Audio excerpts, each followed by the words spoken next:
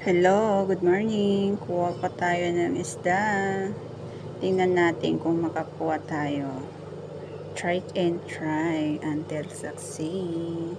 Thank you for watching. Kaya yan, ang ginawa ko sa likod ng bahay. Kung kuha tayo ng isda, kung meron man tayong kukuha ay yun, maganda. Pero pag wala, sorry ka na lang. Kaya thank you for watching guys. Thank you.